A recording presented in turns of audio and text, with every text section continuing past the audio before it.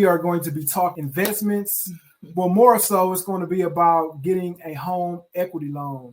And we know a lot of you count yourselves out, don't think you can do it because you don't have a ton of money on the side, but you do have property. And maybe you just bought your property and still thinking you can't do it, but houses are appreciating over the past couple of years. So don't count yourself out. But today we are going to bring in an expert regarding the matter of home equity loans. Our expert for today, Karen Newman. Hello, everyone. My name is Karen Newman. I am a mortgage loan officer with NRL Mortgage. I've been a licensed loan originator since 2010. I have a bulk of experience in various aspects of the industry.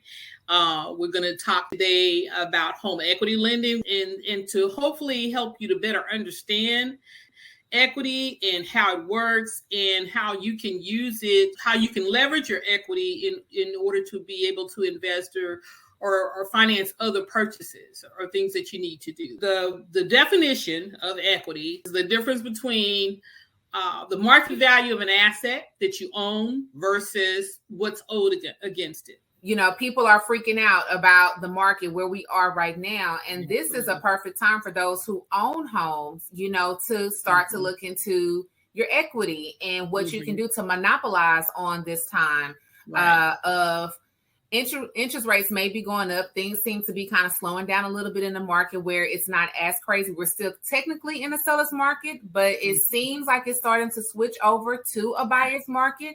But if I have a home and I have equity in a home, what should I do? How can this equity help me as a homeowner? Equity can be used in a volume of different ways. If you own a piece of property and you're looking to make other investments, or if you have repairs that may need to be made to your home and you're looking for a way to finance those repairs without using high interest rate credit cards and things like that.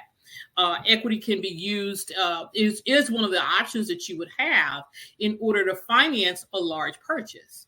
In most cases, there is going to be a limit to the amount that you can borrow. But I mean, the biggest point that we need to make is that people need to understand is that the only way to access your equity without liquidating the asset, which is your home, is by borrowing. What happens is that original loan or that existing loan is paid in full, and the difference between what you owe on that existing loan and the amount of the new loan is the equity that you're able to pull out of it.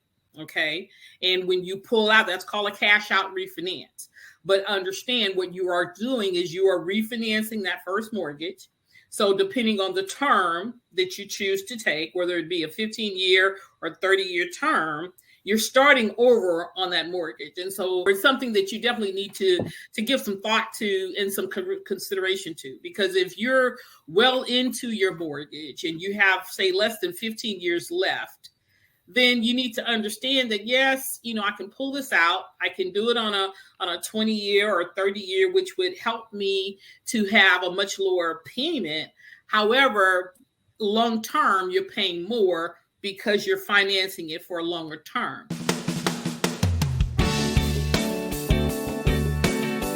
Equity, it's based on the value of the asset at the time that you take the loan. This is the time. I'm not just saying this because we're realtors and we're like, we want you to, you know, yes, we want you to come and choose us as your realtor. Yes, you know, but at the same time too, we see the market, we see what's going on. This is the time to check into your home equity to see how much you have in your home equity. Contact Roland and I, and we can discuss with some investment properties that are out there on how you can go and use your home to purchase another home, even if you go and put a renter in there. That's another source of income that you can be using for your home equity.